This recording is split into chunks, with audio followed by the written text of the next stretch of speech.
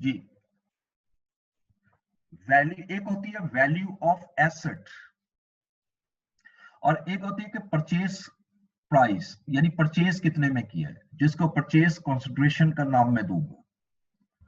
अब एक एसेट जो है वो अगर सपोज 60 मिलियन का है और आप उसको बाय कर रहे हो 92 मिलियन में, तो जो एक्स्ट्रा अमाउंट आप पे कर रहे हैं, एक्स्ट्रा अमाउंट 32 मिलियन की,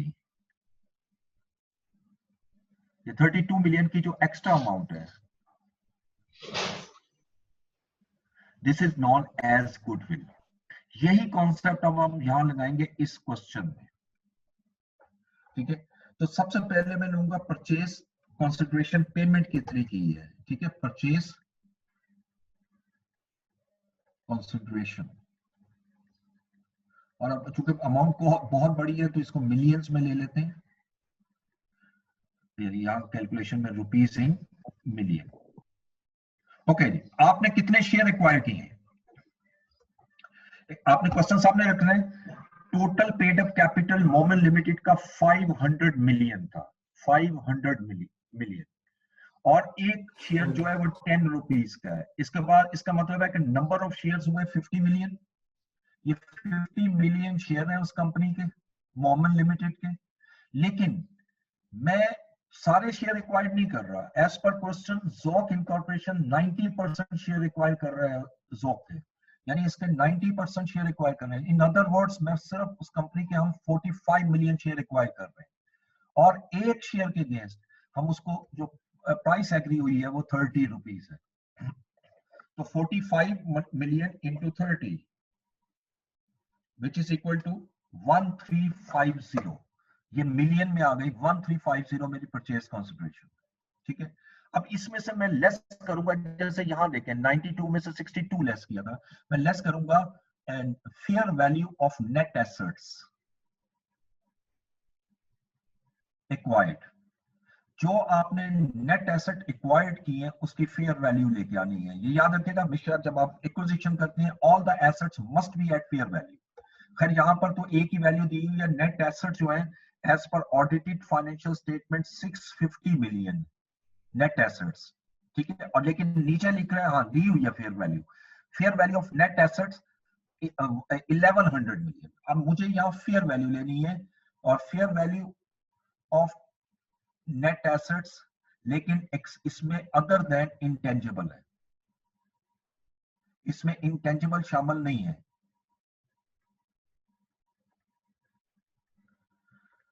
तो मुझे इंटेंजिबल ऐड करने पड़ेंगे। ठीक है जी, तो पहले इसकी अमाउंट ले लेते हैं। ये अमाउंट कितनी आ रही है fair value of net assets की, क्वेश्चन में देखेंगे तो 1100।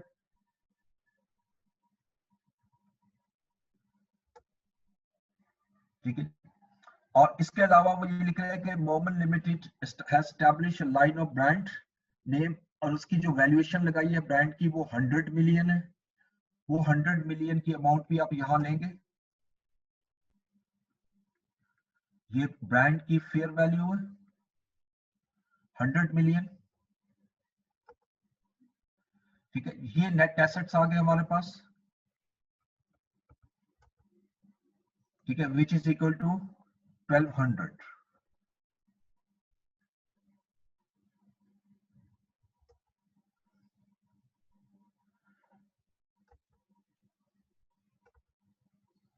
तो ये टोटल अमाउंट आ गई हमारे पास 150। This is the amount of goodwill.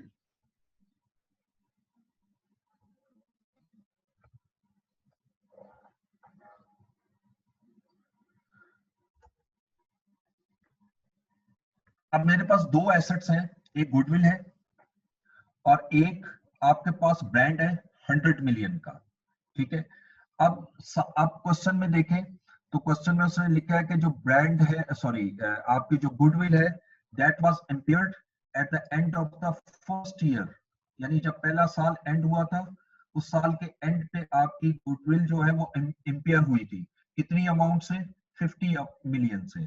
और उसके बाद जो दूसरी आपका जो ब्रांड है उसकी जो अमाउंट है वो आपकी एमोर्टाइज हुई थी by how much, impairment test जो आपका 31 दिसंबर 2015 को हुआ था, वो 13.5 मिलियन की जो है वो इम्पेयरमेंट शो कर रहा है। ठीक है जी, ओके।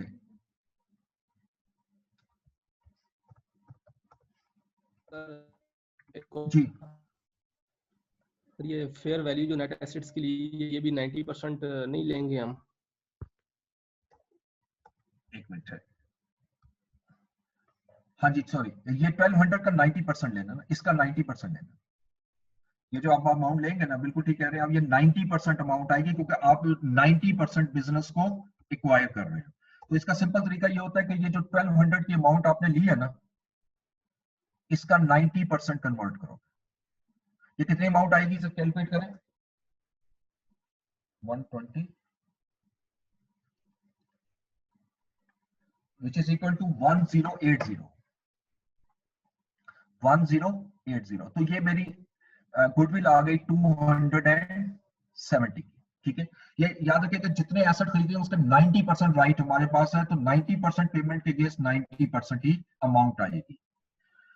अच्छा, अब इसके बाद अगर आप देखें तो गुडविल कैसे रिप्रेजेंट होगी, ये मैं एक्सट्रैक्ट बना रहा हूं, स्टेटमेंट ऑफ कंप्रीहेंसिव इनकम का, और ये 2 सालों का बना रहा हूं, 2015 31 दिसंबर 2015 और 31 दिसंबर 2014।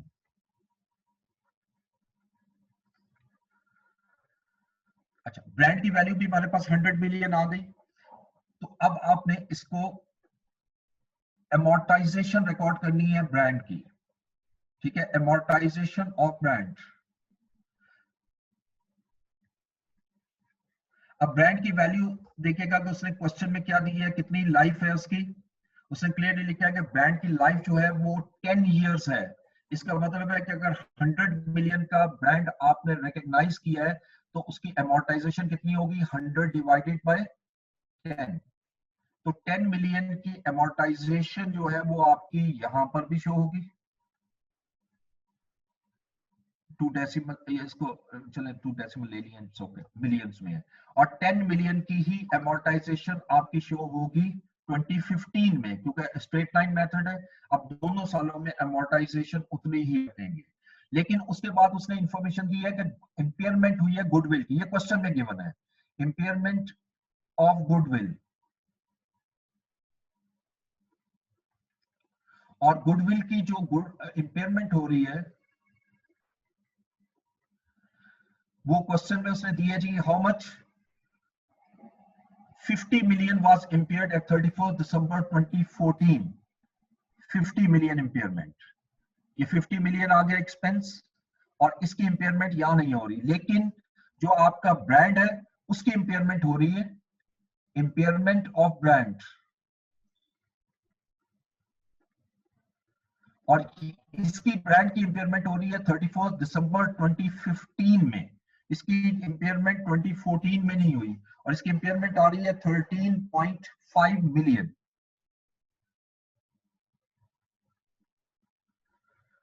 ठीक है, अब अगर इसी से नीचे मैं एक्सट्रैक्ट यहां बनाऊं, extract from statement of financial position.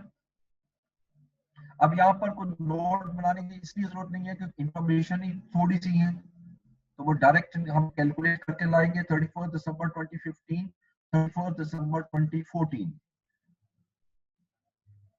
अब यहां हमारी हेडिंग होती है नॉन करंट एसेट्स, और यहां पर होता है इंटेंजिबल। तो इंटेंजिबल में गुडविल को हम जरा सेपरेट शो करते हैं, और फिर हम लिखते हैं अदर इंटेंजिबल एसेट्स।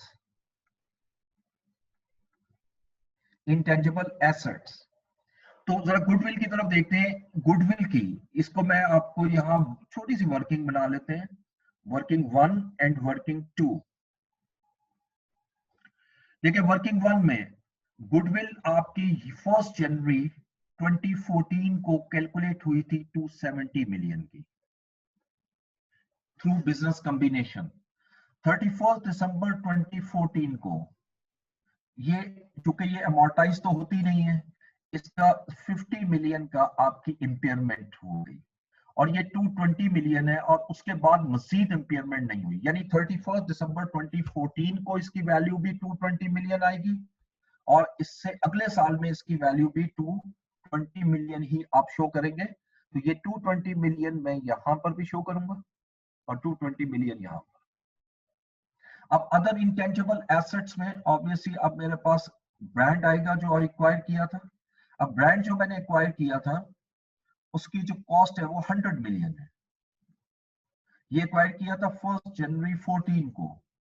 31 दिसंबर 2014 को आपने एमोर्टाइजेशन रिकॉर्ड की और इस साल की एमोर्टाइजेशन 10 मिलियन आपने रिकॉग्नाइज की। अब कैरिंग अमाउंट आ गई 90 मिलियन।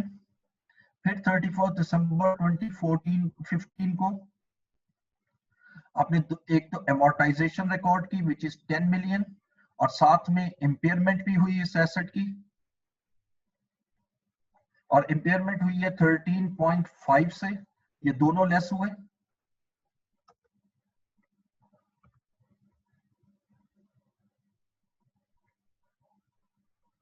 ये कितनी अमाउंट आ गई जी?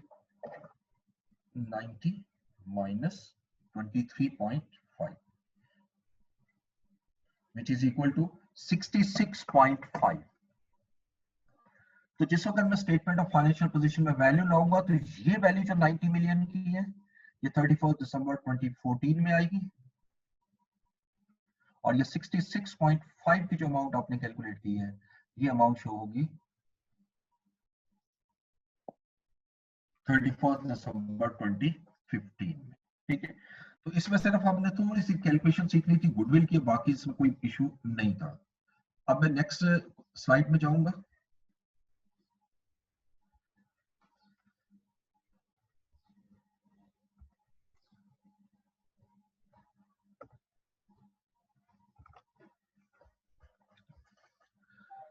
अच्छा जी, अब नेक्स्ट क्वेश्चन आप देखते हैं हम जो मैंने चूज किए हैं आपका next examples. Example number 14 page 445 page 445 पर। ठीक है, इसको मैं शेयर करूंगा पहले आपसे फिर इसको डिस्कस करें।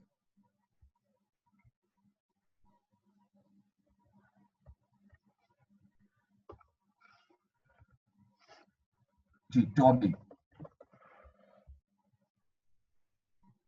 अच्छा, अब इसमें देखें Toby entered into the following transactions during the year ended 31 December 2015।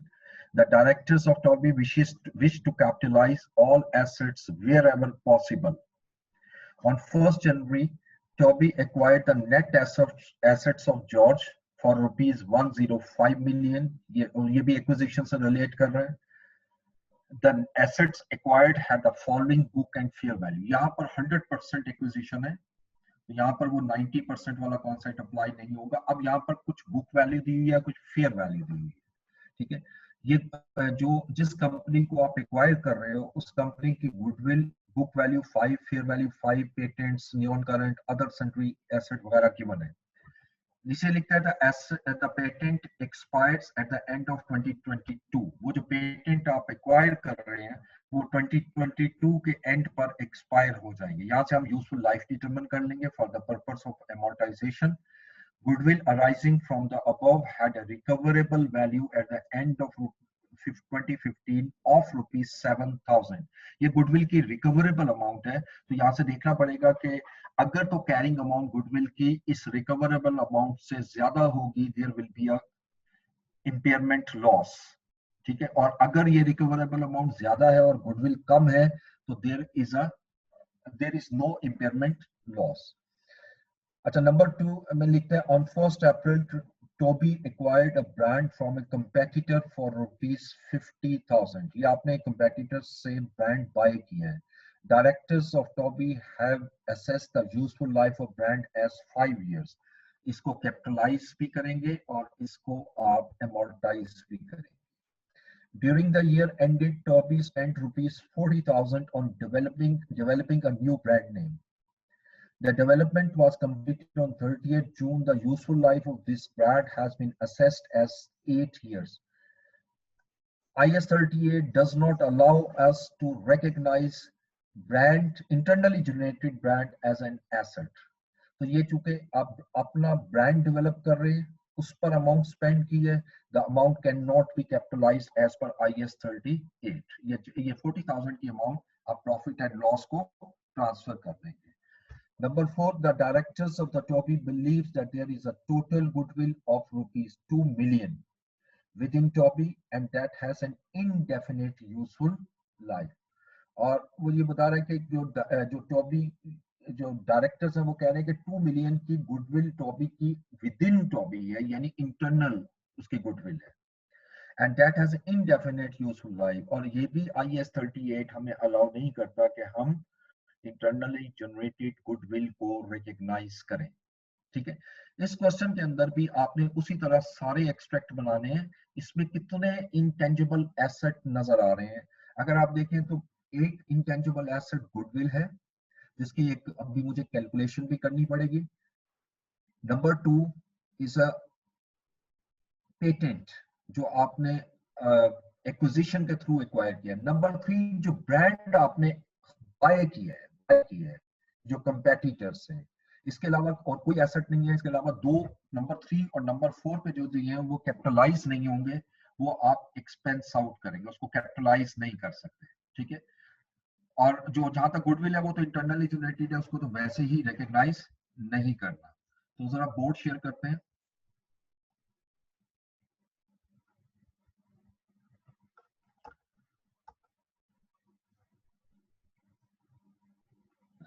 Example 40 ji.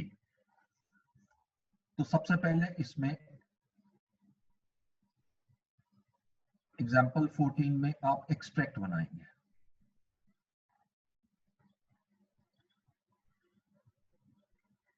Extracts from statement of comprehensive income. और एक ही साल का डाटा है. ठीक है, 31 दिसंबर 2015 का.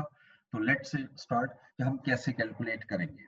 देखिए, सबसे पहली चीज तो ये है कि जो इंफॉर्मेशन हमें दी है उसके मुताबिक चलते हैं. तो सबसे पहले हम गुडविल कैलकुलेट करेंगे. ठीक है, गुडविल, ये वर्किंग वन हम आ रहे हैं गुडविल के.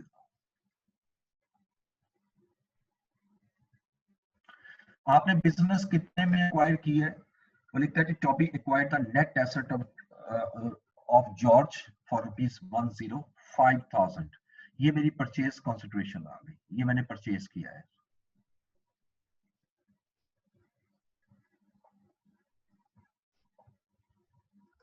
$105,000. और नेट एसेट जो मैंने एक्वायर की है, fair value of net assets acquired, जैसे मैंने कहा ये 100% एक्विजिशन है, इसमें वो मसला नहीं है. तो fair value of net asset acquired, fair value लेनी है. अब इसमें पहला कॉलम जो बुक वैल्यू का वो नहीं लेना. अब इसमें जो टोटल आ रहा है 100,000 है, लेकिन इसमें गुडविल भी शामिल है. तो गुडविल को आप इग्नोर कर दें, वो खुद ही निकलेगी, इसमें ऐड हो जाएगी. तो आपके लिए 95 हो गए. तो 95,000 के आपके एसेट्स हैं. ठीक है, तो गुडविल आ गई अब हमारे पास 10,000.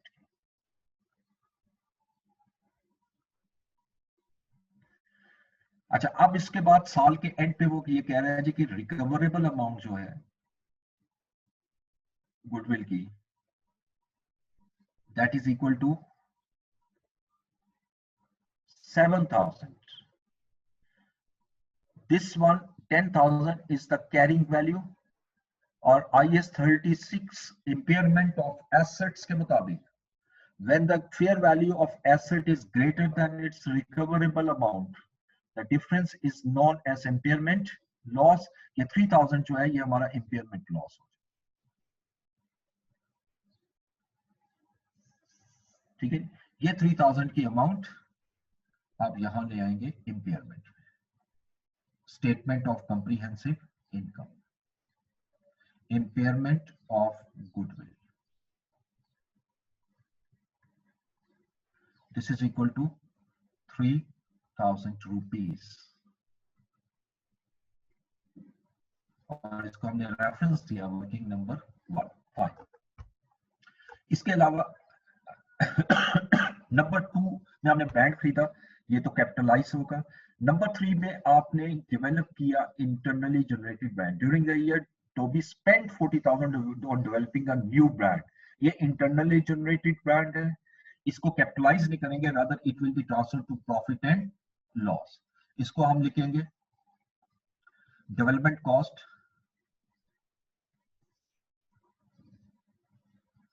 रिटर्न ऑफ, क्योंकि इसको स्टैंडर्ड अलाउ नहीं करता तो हम इसको राइट ऑफ कर देंगे, and that is equal to 40,000। और चूंकि ये दोनों एक्सपेंस हैं इसलिए इसको मैं माइनस में शो करूंगा। और उसके बाद नंबर 4 में देखें तो लिखता है directors of Toby believes that there is a total goodwill of 2 million within Toby. ये तो वैल्यूएशन है कि हमारी जो बिजनेस है उसकी जो वर्थ है इस वक्त वो 2 मिलियन है, ठीक है। तो इसको तो वैसे ही ना एक्सपेंस आउट होगा ना कैपिटलाइज होगा, ये कुछ भी नहीं करेंगे, इसको इग्नोर कर देंगे, ठीक है। उसके बाद आप मूव करेंगे extract from statement of financial position.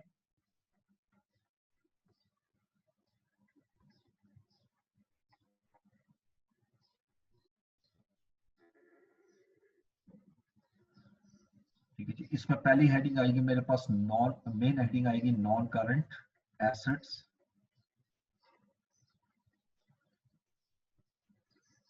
और चूंकि बाकी एसेट दिए हुए लेकिन वो ओपनिंग डेट के क्लोजिंग डेट के गिवन नहीं है, सिर्फ और सिर्फ मैं किनको लूंगा जो हमारे साल के एंड के और इनटेंजिबल है। अच्छा एक चीज रह गई, ये पेटेंट्स, सॉरी 20,000 की फेयर वैल्यू थी और इसकी यूजफुल लाइफ जो है वो आपको डिटरमिन करनी है।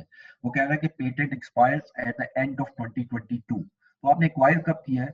1 जनवरी 2015 को, तो 15 भी इंक्लूड होगा और 22 भी इंक्लूड होगा। अगर इसको काउंट करें तो 15, 16, 17, 18, 19, 20, 21, 22 8 इयर्स लाइफ बनती है। इसका मतलब अमोर्टाइजेशन एक आएगी यहाँ पर, अमोर्टाइजेशन भी, amortization expense।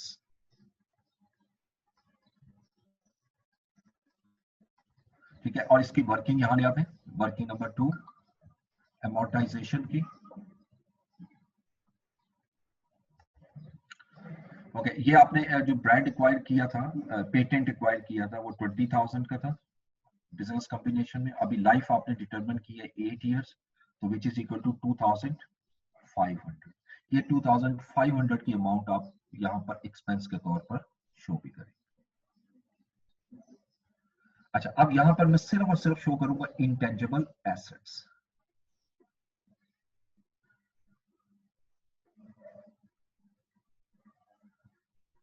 और इसको कन्वर्ट करेंगे हम वर्किंग नंबर नोट में, नोट 7 कर देते हैं अगेन। अब इसका डिस्क्लोजर नोट बनाते हैं। हमारे पास कितने एसेट्स हैं? 1 is the goodwill, second is a patent and third is a brand जो आपने एक्वायर किया था, ठीक है। तो नोट 7 इंटेंजिबल एसेट्स।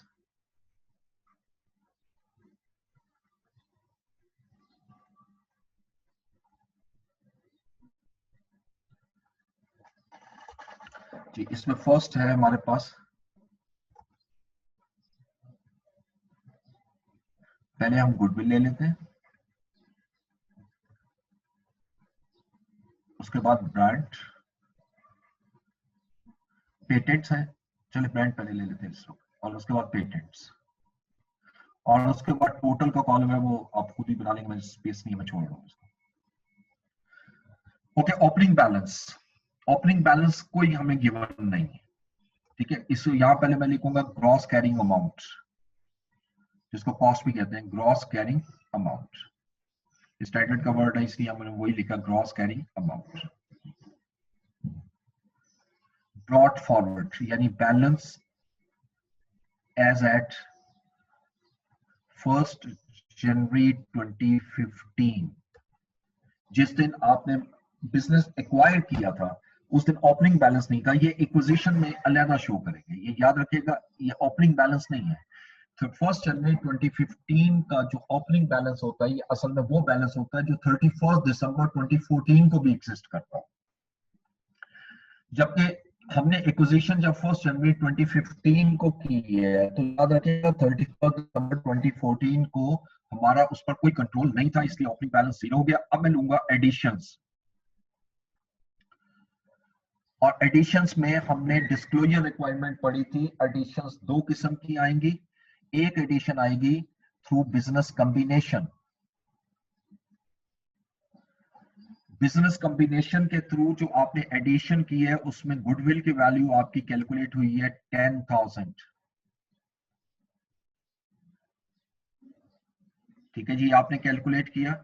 ब्रांड आपने कोई एक्वायर नहीं किया था, अलबत्ता एक पेटेंट एक्वायर किया था, उसकी वैल्यू जो है वो 20,000 थी। ये बिजनेस एक्विजिशन के थ्रू आपने एडिशन की। फिर एडिशंस आपने लेनी है अदर्स, यानी जो दूसरी एडिशंस है, नॉर्मल जो आप बिजनेस बाय करते हो, इसको सेपरेटली शो करेंगे। और इस एडिशन में हमारे पास एक ब्रांड एक्वायर हुआ था 50,000 का, वो ब्रांड की अमाउंट यहां ले आएंगे।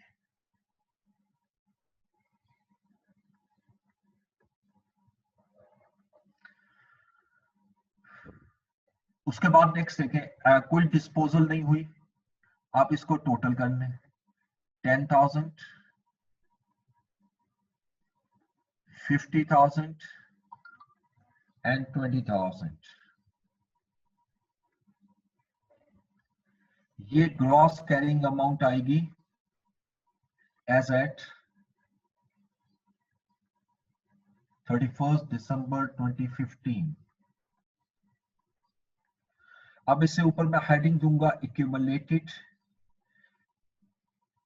amortization and impairment losses। ठीक है, इसका भी यकीनी बात है, जब एसेट का ओपनिंग बैलेंस नहीं था तो एक्यूमुलेटेड amortization का ओपनिंग बैलेंस भी नहीं होगा, ये तो नील कर देंगे। उसके बाद आपने amortization रिकॉर्ड करनी है। amortization जो इस साल की है, गुडविल पे तो amortization होती नहीं है, नील आ गई। एक amortization आपने रिकॉर्ड की हुई है इस पर, पेटेंट्स पर, और एक हमारी रह गई थी फिर अगेन। अब मुझे ब्रांड पे भी amortization रिकॉर्ड करनी है, और ब्रांड के मुतालिक वो कह रहे हैं कि ऑन 1 अप्रैल आपने एक ब्रांड एक्वायर किया था कंपेटिटर से 50,000 रुपीज का, और आपने इसकी लाइफ डिटरमिन की थी 5 years। ठीक है, तो आप याद रखें, इसको आप वर्किंग इसकी भी बनानी पड़ेगी, छोटी सी वर्किंग है। आपने इसको एक्वायर किया था 50,000 का, और यूजफुल लाइफ आपने डिटरमिन की थी 5 years। लेकिन चूंकि एक्वायर किया आपने 1 अप्रैल को, तो 9/12 आप लोगे, which is equal to 10,000 multiply 9/12, which is equal to 7,500। ठीक है ये 7,500 की amortization भी यहां आएगी, और यहां पर हम इसको चेंज कर देते हैं, 10,000 amortization एक्सपेंस है टोटल। ठीक है, अच्छा, उसके बाद फिर हमारा इम्पेयरमेंट हुई, इम्पेयरमेंट लॉस। और इम्पेयरमेंट सिर्फ और सिर्फ किसकी हो रही है, गुडविल की 3,000 से। ब्रांड और पेटेंट की कोई amortization नहीं हो रही। अब इसको टोटल कर लेंगे तो ये एक्यूमुलेटेड डेप्रिसिएशन का बैलेंस आ जाएगा एज एट 31 दिसंबर 2015। गुडविल का जो बैलेंस आएगा वो 3,000 है, amortization की वजह से, इम्पेयरमेंट की वजह से। ब्रांड 7,500 और पेटेंट्स 2,500। और आखिर में हम लेंगे नेट कैरिंग अमाउंट।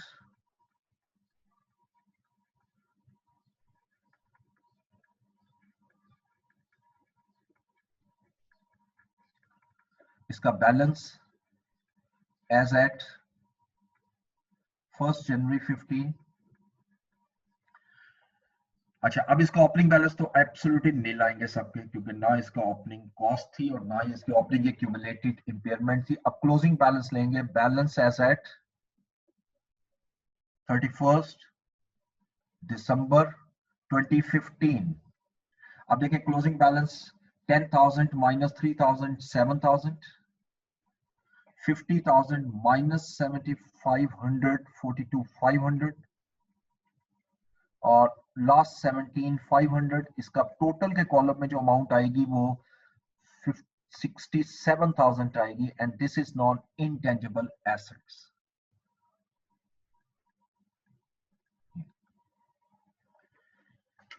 ठीक है, एक क्वेश्चन आज मैं और भी अभी डिस्कस करूंगा, उसको पहले ओपन करूं।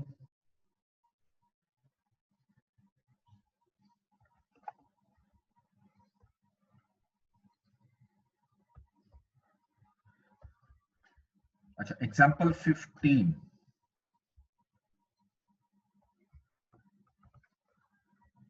एग्जांपल 15 ये बड़ा अच्छा क्वेश्चन है, इसको मैं एक्सप्लेन करता हूं, आपको शेयर कर रहा हूं। पेज नंबर 446 से स्टार्ट होगी और ये अगले पेज तक जाएगी। International associates limited, IAL। ठीक है, इसमें भी प्रॉपर डिस्क्लोजर बनेगा। Intangible assets as at 30th June 2015 were as follows। 2015, ठीक है, इसमें यूजफुल लाइफ ब्रांड की दी हुई है 10 इयर्स, सॉफ्टवेयर 5 इयर्स और लाइसेंस की जो है वो इनडेफिनिट लाइफ है। उसके बाद कॉस्ट ब्रांड की 200, सॉफ्टवेयर 80 मिलियन, लाइसेंस 15 मिलियन और एक्यूमुलेटेड अमोर्टाइजेशन और इंपेयरमेंट लॉस भी दोनों की गिवन है 40 और 48। लाइसेंस का एक्यूमुलेटेड अमोर्टाइजेशन या इसलिए नहीं है कि उसकी यूजफुल लाइफ जो है वो इनडेफिनेट है, और जिसकी यूजफुल लाइफ इनडेफिनेट होगी तो नेचुरली वो अमोर्टाइज नहीं होगा। हाँ, this asset might be impaired, ये हो सकता है इम्पेयरमेंट हो जाए। अच्छा, number 2, details of expenses incurred on a project to improve IEL's existing production processes are as under। up to June 2015 20 million, ये 2015 जो है ये पिछला साल है, यानी 20 मिलियन की कॉस्ट ऑलरेडी इनकर हो चुकी है।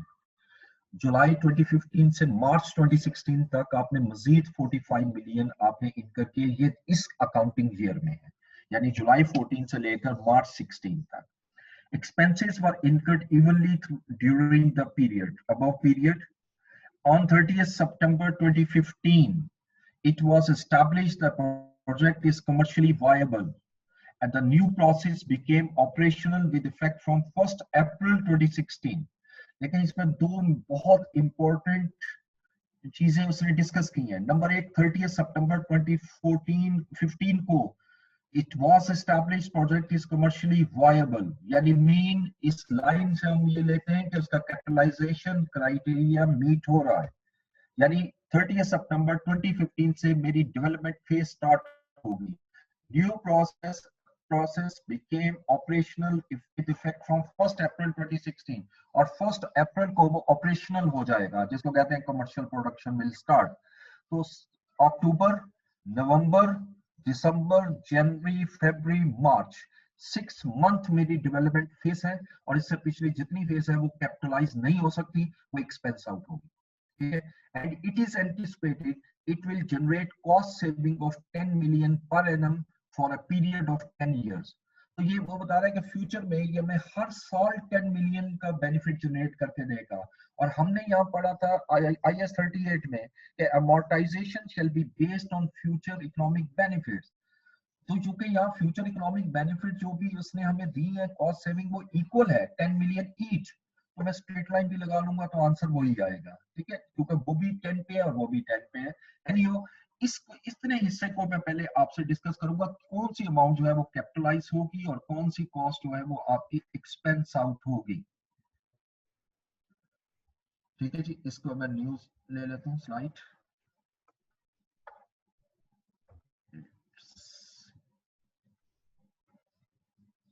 ओके,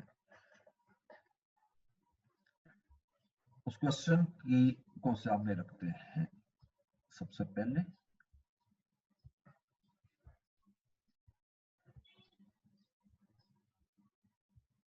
जी। तो इसमें देखिए उसने हमें जो दिया है डाटा उसके मुताबिक मैं यहाँ लिख रहा हूँ अप टू जून हमने जो अमाउंट स्पेंड की है ना वो है हमारे पास 20 मिलियन। ये तो पिछले साल की, इससे हमारा कोई कंसर्न नहीं। लेकिन अब मैं यहाँ से आऊंगा जुलाई से लेकर, जुलाई 15 से लेकर आई थिंक मार्च, यस मार्च 16 तक हमारी जो कॉस्ट है वो 45 मिलियन इनकर हुई है, 45 मिलियन।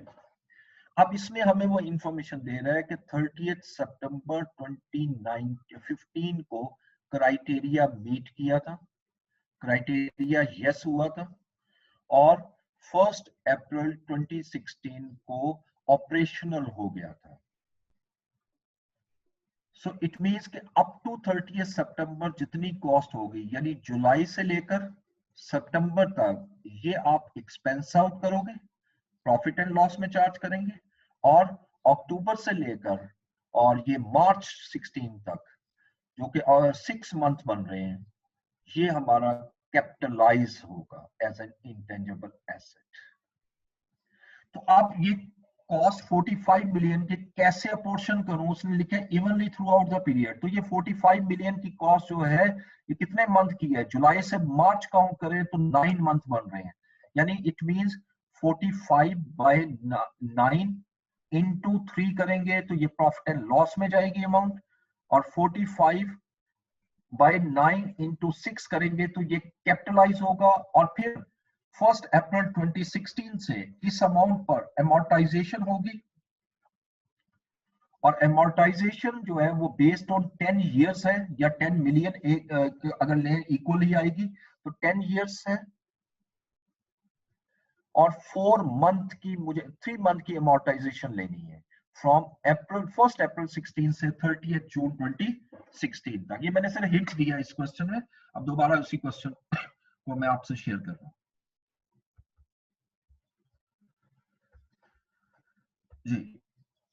नेक्स्ट देखिएगा number 2, on 1st August 2015 IAL entered into an agreement to acquire an ERP software which would replace its existing accounting software। यानी पुराना सॉफ्टवेयर हमारा एग्जिस्ट खत्म हो जाएगा और न्यू आ जाएगा। 1 अगस्त को आपने कॉन्ट्रैक्ट किया है, new software became operational on 1 April 2016।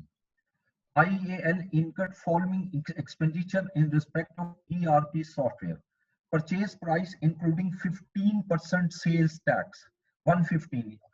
Sale tax के मतलब इसने कुछ नहीं लिखा कि ये रिफंडेबल है, नॉन रिफंडेबल है। अगर नहीं है तो बाय नेचर सेल टैक्स जो है वो वैल्यू एडेड टैक्स होता है, तो ये आपका एज इट इज ऐड होता है कॉस्ट में, और ये कंज्यूमर को पे करना पड़ता है। चूंकि हम सॉफ्टवेयर बाय कर रहे हैं, बनवा रहे हैं उसी से ईआरपी सॉफ्टवेयर, तो ऑब्वियसली उस पर जो सेल टैक्स है वो हमारी कॉस्ट है और ये कॉस्ट में ऐड होगा।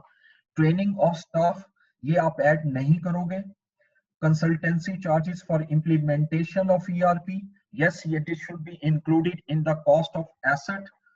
उसके बाद नीचे लिखता है ERP software has indefinite useful life of, has an estimated useful life of 15 years। However, IEL expects to use it for a period of 10 years। अब देखें, वैसे तो वो कह रहे हैं कि ये 15 इयर्स तक चल सकता है, लेकिन कंपनी ने ये अब खुद एक्सपेक्ट ये किया है तो 10 इयर्स होगा, तो आप एमोर्टाइजेशन 10 इयर्स पे लोगे। Existing accounting software has become redundant and is no use for the company। पुराना सॉफ्टवेयर वो कह रहे हैं जी खत्म हो गया, अब उसकी कोई वैल्यू नहीं हुई। तो इसमें from the start of the year up to 1 April 2016 amortization पुराने पर आएगी, और उसके बाद 1 अप्रैल से लेकर और 30 जून तक न्यू सॉफ्टवेयर पर आप इसको एमोर्टाइजेशन कैलकुलेट करेंगे। इसमें कोई और एक्स्ट्रा चीज ऐसी नहीं है जो मुश्किल है। थर्ड और फोर्थ जल्दी से देख लें क्योंकि लास्ट मिनट है। During the year ended 30 June 2016 IAL spent 10 million on development of new brand। Useful life brand is estimated at 10 years। ठीक है, इसको पहले भी डिस्कस कर चुके हैं। License appearing in IEL's books was issued by government for indefinite period। However, on 1st January 2016, the government introduced a legislation under which the existing license would have to be renewed after 10 years। ये वो जो licence है उसकी अब useful life change होगी, ये पहले indefinite थी अब डेफिनेट होगी। अब इसको 10 years पे अमोर्टाइज करोगे। IEL uses cost model to value the intangible asset. इस क्वेश्चन को आपने जरा बनाकर इसका पूरा